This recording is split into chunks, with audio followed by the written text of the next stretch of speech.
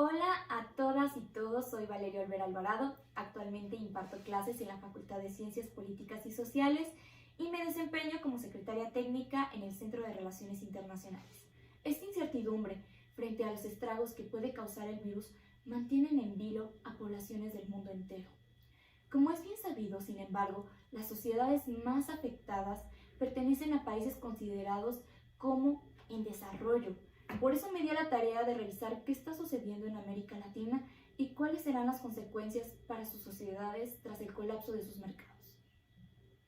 De momento, hasta el 6 de mayo, la región tenía un total de 286.186 casos confirmados por este virus, siendo Brasil, Perú y Chile, respectivamente, los países con un mayor número, seguidos por Ecuador, México, Panamá, República Dominicana y Colombia, de acuerdo con la Comisión Económica para América Latina, CEPAL.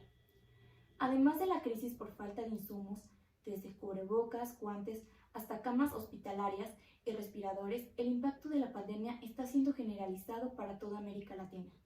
Se han visto golpeados tanto los países más vinculados a China, no solo por la parálisis que ha sufrido el país, sino por el tiempo que tardará en regresar el gigante asiático a la normalidad, como las naciones más vinculadas a Estados Unidos a través del comercio y el turismo que, al menos hasta mediados de año, van a ver sus economías paralizadas. Las economías de la región más directamente expuestas al impacto económico del declive chino son Brasil, Perú y Chile por su alta dependencia como valor comercial. Bolivia, Colombia, Ecuador y México tienen una alta exposición a través de los precios de las commodities y de la agricultura. Por otro lado, México, Colombia y los países centroamericanos y caribeños reciben el golpe vía Estados Unidos, a donde, por ejemplo, la nación mexicana exporta el 80% de su producción. La caída de la demanda china y de otros países cuyo crecimiento también se ha ralentizado junto con la de Estados Unidos y la Unión Europea se traduce en caídas de precios de las materias primas, por ejemplo, del cobre, el mineral de hierro o el petróleo. En las últimas semanas, ustedes ya han de haber escuchado, los precios del petróleo han caído hasta niveles de los años 80. Este derrumbe coloca en dificultades a la gran mayoría de países petroleros, en especial a Venezuela, Ecuador, México, Colombia, Brasil y Argentina. Las consecuencias directas son muy concretas. Con un valor del barril de crudo en niveles de $33, el desarrollo del fracking en el yacimiento argentino de Vaca Muerta o la explotación de la presa brasileña no son viables porque el precio no llega a cubrir los costos de producción. Y aún golpea más a países como Venezuela, para el que las exportaciones del crudo suponen más del 90% de sus ingresos en el rubro de exportaciones. El coronavirus ha golpeado fuertemente a Ecuador, cuyo presupuesto se proyectó con un escenario de $51 por barril y hasta hace un par de semanas se encontraba por debajo de 35. La onda expansiva sobre México es aún mucho mayor. El precio del crudo mexicano ha roto el suelo de los $20. ¿Pueden creerlo? Un descenso que pone en riesgo a Pemex, que necesita que el precio medio no baje de los $50 por barril para rentabilizar sus operaciones y para ir pagando su deuda, la más elevada del mundo, de $110.000 millones. Ahora, el desplome de los precios pone en peligro el equilibrio de las finanzas públicas.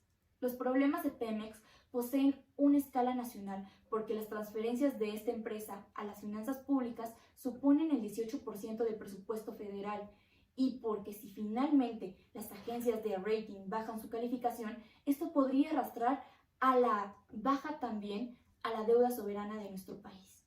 Además de las materias primas, la crisis llega a los países latinoamericanos por otros puntos como la fuga de capitales. Los países en desarrollo, desde que se conocieron los primeros contagios fuera de China a mediados de enero, han sufrido una salida de capitales de más de 25.600 millones de euros, según los cálculos del Instituto de Finanzas Internacionales. Unido a la salida de capitales se encuentra el frente monetario. Con el dólar transformado en un refugio de la economía mundial, las monedas latinoamericanas se han devaluado.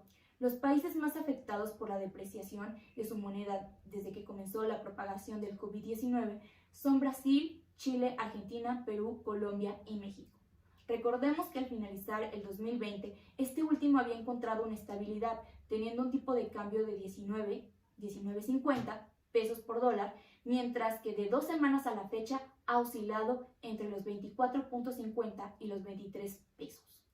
Tampoco se puede olvidar la caída de todas las bolsas regionales, como la de Sao Paulo, cuyo índice Bovespa se hundió un 15.6% hace unas semanas cuando debió interrumpir sus sesiones en 4 ocasiones. Algo similar ocurre con las bolsas tanto de México como de Argentina y Colombia. La evolución de la economía latinoamericana se vincula, por lo tanto, a cómo se comportan las economías desarrolladas y las pautas que éstas marquen. El principal riesgo se sitúa en que esta epidemia no solo alcance mayores niveles de propagación, algo que se considera inevitable, sino que su duración se extienda más de lo esperado. De seguir por el mismo sendero, es posible considerar la estimación de la Organización de las Naciones Unidas, es decir, un posible recorte a la mitad, hasta el 1.5% del crecimiento mundial en 2020 en el escenario más adverso. Esta nueva situación producida por la pandemia no hace sino profundizar la incertidumbre que ya venían padeciendo las economías latinoamericanas, que acumulan desde 2013 un periodo de desaceleración, estancamiento o crisis. De acuerdo con los datos del Banco Mundial, entre 2000 y 2019, el crecimiento anual de América Latina y el Caribe fue de 1.6% promedio, muy lejos de otras regiones, incluida África subsahariana, que tenía el 3.5%. La región viene de una situación de estancamiento en 2019, excluyendo Venezuela, cuya economía se habría contraído un 35%. América Latina creció el año pasado un 0.8%. Las previsiones para 2020 indicaban una expansión del 1.8%, pero la crisis del coronavirus hundirá esa perspectiva. El banco de inversión Barclays considera que la economía mexicana registrará una nueva contracción en 2021 de más del 2% a causa de la acumulación de 3 choques simultáneos. El primero, el impacto en cadenas de valor sobre las manufacturas por la situación de China, el descenso del turismo y el impacto del coronavirus. Finalmente, la crisis del COVID-19 conlleva otro infortunio. Paraliza aún más la posibilidad de acometer las reformas estructurales que necesita la región para que sus economías sean más productivas y competitivas, y no quedar al margen de la actual revolución digital. Hasta ahora la puesta en marcha de estas transformaciones se había ralentizado debido al intenso periodo electoral que se ha vivido en gran parte de la región entre 2017 y 2019. La crisis en China, Estados Unidos y la Unión Europea, más los efectos que todo ello tenga sobre la región, crean un obstáculo añadido para poner en marcha programas de reforma estructural. Algunos países como Uruguay y Ecuador de todas maneras parecen dispuestos a entrar por esa vereda, aunque todo indica que en el caso del país andino es más una reforma mirando a la actual coyuntura de la pandemia que un intento de tratar de solucionar los grandes problemas estructurales del país. Ahora bien, el impacto económico profundizará la brecha entre las sociedades y al interior de las mismas. Desde esta perspectiva se ha considerado un aumento de 4.4 puntos en la tasa de la pobreza, esto en promedio para la región, que pasaría del 30.3% en 2019 a 34.7%.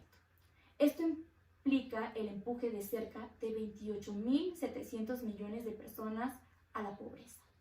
También se identifica en riesgo alto para la población en situación de pobreza extrema, que representa al 11% de los latinoamericanos y que en 2020 podría ascender a 13.5%. En este panorama desolador, la CEPAL identifica como grupos con mayor vulnerabilidad a las mujeres, los trabajadores informales, los pequeños negocios y la población de menores ingresos. México es un ejemplo. La población con ingresos inferiores a la línea de pobreza por ingresos asciende a 49%. De acuerdo con cifras del Coneval, del Consejo Nacional de Evaluación de la Política de Desarrollo Social, esto implica que la mitad de los mexicanos no pueden costear con sus ingresos la canasta básica. Y la brecha de desigualdad por ingresos es una de las más amplias de la región. Las familias que conforman el sector de los más ricos ingresan hasta 18 veces más que las del sector que representa a los pobres, de acuerdo con cifras del Instituto Nacional de Estadística y Geografía, INEGI. La CEPAL alertó que las economías en donde se van a agudizar con mayor fuerza estas problemáticas son las que tienen altos niveles de desempleo informal, menor cobertura de protección social, alta dependencia económica de los sectores más afectados, como son el comercio, turismo, transporte, comunicaciones y servicios. También se incrementará la pobreza y desigualdad en los países donde una gran parte de los ingresos de los hogares provienen de las remesas, como es el caso de México. En México la vulnerabilidad es alta. De acuerdo con cifras del INEGI, la población ocupada en la informalidad asciende a 56.2% de los trabajadores y cerca del 55% no tiene ninguna prestación social y cerca del 65% del PIB total lo generan las actividades comerciales y de servicios. La CEPAL proyectó una caída del 6.5% para el PIB de México durante el 2020, lo que implica que junto con Argentina y Ecuador, la economía nacional enfrentará la segunda contracción más profunda de la región, solo por debajo de la contracción de 18% que enfrentará Venezuela. Por tal motivo, los gobiernos deberán a. Tomar medidas fiscales que aseguren los recursos necesarios para enfrentar la pandemia y sus consecuencias socioeconómicas.